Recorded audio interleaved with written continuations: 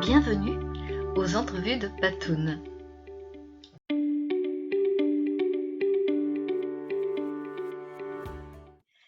Bonjour Christelle et merci d'avoir accepté de participer aux entrevues de Patoun.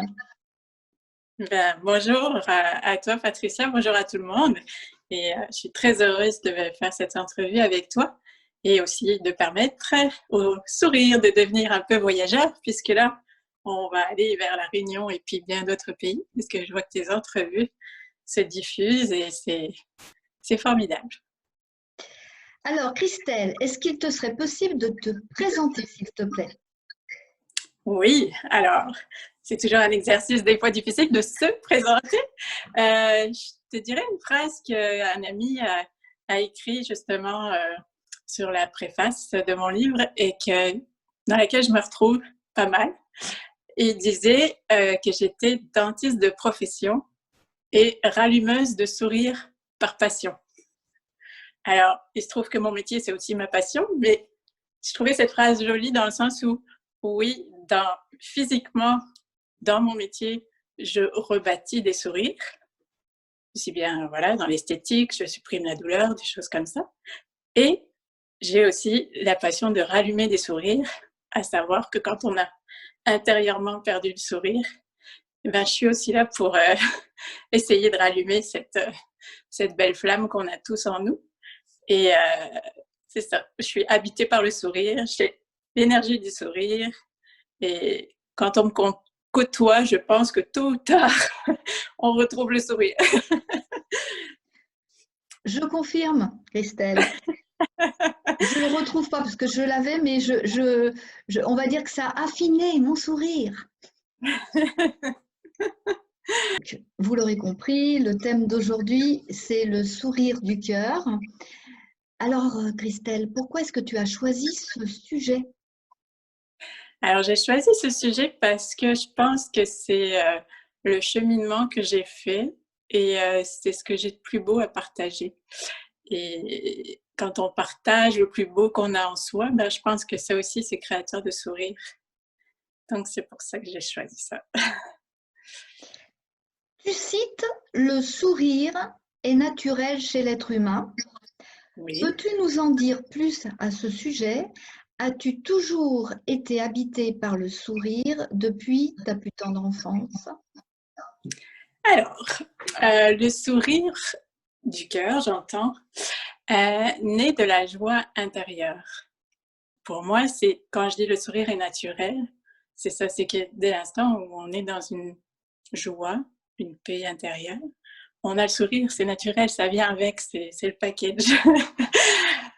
Par contre, il y a d'autres sourires, on sait bien, il y a des sourires qui sont plus mentalisés, il peut y avoir des sourires qui sont faux, il peut y avoir des sourires de survie, il peut y avoir des sourires calculateurs, il y en a plein d'autres. Mais le sourire du cœur est naturel et c'est issu pour moi de la joie. Et je suis passée personnellement du sourire de survie au sourire du cœur. C'est le cheminement que j'ai fait. Je suis passée d'un monde de violence à un monde d'amour. Et c'est ça. En quoi ce passage douloureux que tu as vécu a-t-il été inspirant pour la suite de ton parcours? Disons que le passage douloureux que j'ai vécu, évidemment, il m'a fait perdre le sourire. Il m'a fait perdre le sourire jusqu'à presque y perdre la vie. Et j'aurais pu y perdre la vie. Le sourire, pour moi, dans ce moment-là, il a été mon guide vers, je dirais mon guide pour me sauver, mais dans tous les sens du terme. Mon guide pour me sauver et pour me sauver la vie et l'être au complet. Donc, c'est en ça que je pense que c'est inspirant aussi pour tout un chacun. Parce que, oui, c'est un guide. C'est, je pense, un guide qu'on a tous, puis un guide dont on se sert peut-être trop peu. Qu'est-ce qui a provoqué cette envie d'écrire au point de publier un livre? Ah, ça, c'est une belle expérience que j'ai vécue avec une patiente qui est arrivée un jour. Elle était entre 2 chimiothérapies. Elle venait se faire enlever des dents de sagesse, qui est une intervention qu'on redoute en général. Et elle est arrivée avec un sourire merveilleux sur le visage. C'est la première fois que je la voyais, donc bon, je procède à l'anesthésie pour l'intervention, mais après, je prends le temps de lui parler. Et là, je découvre qu'elle vit actuellement un pronostic de fin de vie avec un cancer stade 4. Elle a 35 ans. Le médecin vient lui dire qu'elle en a pour 6 mois. Et elle me dit tout ça avec un sourire jusqu'aux oreilles. Et elle me dit, j'ai encore plein de belles choses à faire dans ma vie. J'irai lui dire à ce médecin qui s'est trompé. Puis, dans son énergie, elle avait comme illuminé toute la clinique. Tous ceux qui étaient un petit peu dans une énergie basse, parce qu'il y en avait là où je travaillais, ils étaient revenus un petit peu mieux. Et là, j'ai vu ça aller. Moi-même, je vivais de la violence dans ma vie perso et je perdais des fois un peu le sourire. Et quand j'ai vu ça, j'ai constaté à quel point c'était puissant. J'ai su aussi qu'elle a vécu 4 ans et non pas 6 mois. Et qu'elle a fait ce qu'elle avait envie de faire, comme elle l'avait dit. Et je me suis dit, mais tu vas en faire quelque chose de ça. Tu vas pas laisser ça comme ça. Donc, je m'en suis servie pour ma vie personnelle. Et je pense que ça m'a aidé aussi à cheminer vers la liberté, vers le fait d'aller vers ce sourire. Et aussi, ben, je me suis dit, tu peux pas garder ça pour toi. C'est une révélation quand on en a une, je pense, on est dans la joie quand on a une belle révélation. Puis la joie, c'est un truc qui se partage, on peut pas faire autrement que le partager. Moi, j'ai reçu ça et je me suis dit, il faut que j'en parle. Mais moi, j'étais une timide, une grande timide, sauf que j'aimais l'écriture. Donc je me suis dit, oui, il faut que j'en parle, mais je vais en parler en écrivant. Et c'est ce que j'ai fait. Mais après, ça m'a dépassée. Après, c'est allé bien plus loin que mon intention de départ. Alors ça t'a dépassé. Est-ce que tu veux parler de l'écriture inspirante? Ah, oui, oui, oui. Ben, disons que j'ai commencé à écrire pas mal avec ma tête, hein.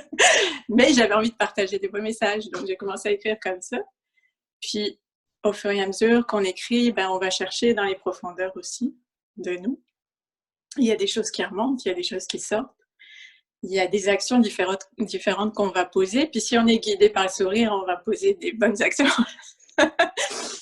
Et c'est ce qui a fait qu'à un moment donné, moi j'étais en couple dans une relation violente au début du livre. Quand j'arrive au milieu du livre, c'est la séparation. Et après ça, mon écriture, elle a complètement changé. Oui, j'étais devenue beaucoup plus inspirée aussi, parce que oui, le sourire m'a aussi guidée vers une vie plus intérieure. Des fois, je me permettais des moments de solitude, des moments de méditation, des moments de retour à soi.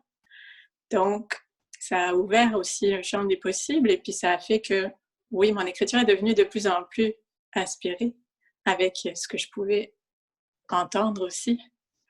Donc, l'écriture inspirée pour moi, c'est quand tu es là un matin puis que tu as une envie irrépressible d'écrire, tu sais pas d'où elle vient. Puis là, tu prends le stylo, puis ça y va tout seul. Et après, tu relis, tu dis, c'est moi qui ai écrit ça. Et c'est un mélange. C'est un mélange de ton être, c'est un mélange de ce que tu reçois aussi. Et c'est beau à vivre. Moi, je le souhaite à tout le monde. Je pense que ce serait bon pour tous d'écrire, même si c'est pas publié, on s'en moque. C'est juste pour laisser ressortir aussi le beau qu'on peut avoir en nous. Avec le recul, est-ce qu'on peut vraiment garder le sourire quand on vit des périodes aussi difficiles?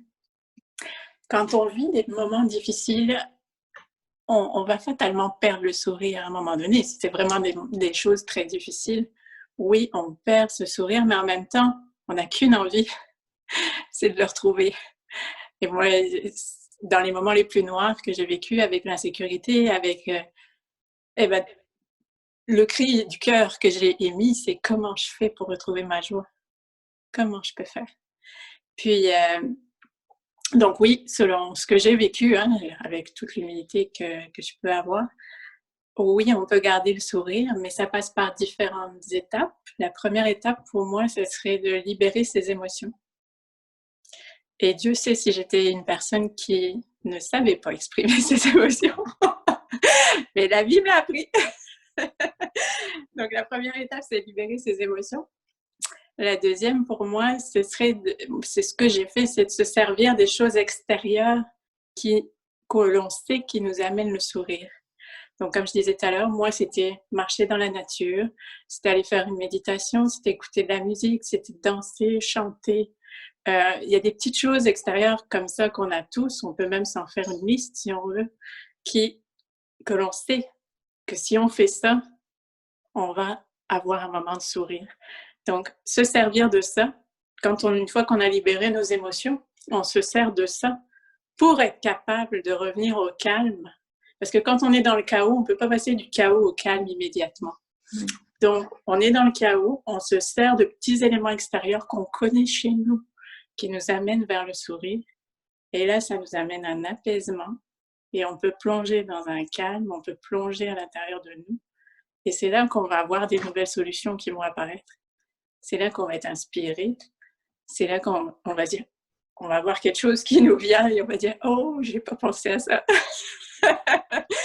Ou on va aller vers une autre voie auquel on ne s'attend pas, mais c'est cette voie-là qui va nous donner la solution. Moi, je l'ai vécu, ça. J'ai vécu des moments où je ne savais vraiment pas comment m'en sortir. Et bien, c'est venu. Donc, je pense que oui, on peut garder le sourire dans les moments difficiles. Si ce n'était pas vrai, j'aurais pas pu m'en sortir parce que la période difficile a été tellement longue que j'aurais sombré avant. Longue, c'est-à-dire en années? Oui, oui, oui. Puis je suis encore un petit peu dedans à certains moments, beaucoup moins souvent, parce que j'ai du recul et que je ne me laisse plus emmener dans un harcèlement, dans une violence où j'ai évolué, ma personne a évolué. Donc, je prends moins à cœur tout ce qui peut arriver, mais je suis encore un peu dedans. On ne sort pas si vite que ça d'une relation comme ça. Ça fait depuis fin 2016, donc ouais. C'est là où la vie, quelque part, m'a obligée à aller chercher mon sourire à l'intérieur de moi, parce qu'à l'extérieur, c'était trop long pour que je l'attende. Oui, donc ça fait 4 ans, ça fera 4 ans fin 2020. Oui. Oui. On peut considérer ça comme un parcours du combattant? Ben, mon optimisme me dirait que c'était un parcours nécessaire pour moi. Un parcours nécessaire. Je pense que j'étais peut-être capable de vivre ça, là, mais je pense que j'aurais pu avoir des pistes avant pour peut-être avoir moins de souffrance, mais je les ai pas prises. Donc, c'est ça. Mais aujourd'hui, ça va très bien. Puis, c'est pour ça que j'ai envie d'inspirer les autres aussi. C'est que je sais qu'il y en a plein d'autres, des personnes qui peuvent vivre ce que j'ai vécu. Puis on s'en sort. On s'en sort avec le sourire. Avant de terminer cette entrevue, Christelle, as-tu des actualités à nous communiquer? Actualités actuelles ou futures? OK. Alors, moi, j'ai 2 beaux objectifs cette année. C'est de réussir enfin à livrer une première conférence. Comme je disais tout à l'heure, hein, l'écriture, c'était plus facile pour moi pour livrer des messages. Mais les conférences, c'est quelque chose qui m'attire aussi parce que j'aime ça, créer de l'unité entre les êtres humains. Et je pense que le sourire, c'est un merveilleux vecteur d'unité. Et les conférences, c'est aussi un bel outil pour ça. Et donc, la première conférence, je suis en train de monter la première conférence. Et je m'engage devant vous aujourd'hui pour dire que dans la prochaine année, il y en aura une qui sera livrée. Une livrée. Attention, hein, parce qu'on a la vidéo, hein, Christelle. Hein. Oui, je sais, c'est pour ça que je le fais. Donc, elle va s'appeler, j'ai le titre, j'ai monté une partie, mais je n'ai pas encore terminé. Elle va s'appeler La constellation des sourires, un sourire féerique face aux péripéties de la vie. Donc, voilà, ça c'est pour les conférences. Après ça, je suis en train d'écrire le livre suivant, qui sera aussi pas mal inspiré. Voilà, ça va être le sujet de fond, ça va être le sourire de l'âme. Mais ça va être une surprise quant à la façon dont ça va être livré. C'est une nouvelle, on va dire une nouvelle version de Christelle, peut-être avec l'évolution aussi du parcours. C'est un projet qui verra le jour en 2021 ? Possiblement, oui. Ouais. Avant, peut-être ? Peut-être avant, ça dépend de mon aspiration. D'accord. Je vais me laisser guider. Donc ça, c'est pour la deuxième chose. Après, j'ai repris je fais des entrevues sourire sur la page Le Sourire en Partage. Donc, Le Sourire en Partage, c'est une page Facebook qui est pleine de ressources pour vous aider à trouver le sourire. Et donc, il y a des citations, il y a des textes que je peux écrire en dehors de mes livres, mais des textes sur des thèmes justement visés à donner le sourire. Il y a des entrevues sourire et je mets en avant aussi des personnes qui donnent le sourire aux autres dans leur mission de vie. Donc, je t'inviterai très certainement sur la page prochainement, Patricia, pour faire une entrevue avec nous. Merci Christelle. Et voilà, c'est tout ça. Et je ne sais pas si j'oublie quelque chose. Il y a aussi une chaîne YouTube Christelle Duquesnoy. Donc, sur cette chaîne-là, vous retrouvez justement aussi toutes les entrevues sourire de Sourire en Partage. Je mettrai tous les liens dans le texte qui accompagne la vidéo. Oui, et puis ton livre, donc, c'est Le Sourire du cœur. Oui, alors je peux te montrer. Le Sourire du cœur. Voilà, apprendre à sourire, même dans les moments difficiles. Et donc, on le trouve aux éditions... Le Dauphin Blanc. Le Dauphin Blanc. Voilà. Eh bien, merci beaucoup, Christelle. Merci à toi, c'était un vrai bonheur. Moi aussi, avec plaisir. Vraiment, j'ai pris beaucoup de plaisir à nos échanges. Et puis, de toute façon, je pense que tu reviendras nous voir pour parler de tes futurs projets. Avec joie. Merci. Et puis nous, on se reparle bientôt. On se reparle bientôt. Merci beaucoup, Christelle. J'embrasse tout le monde. Au bye revoir. Bye.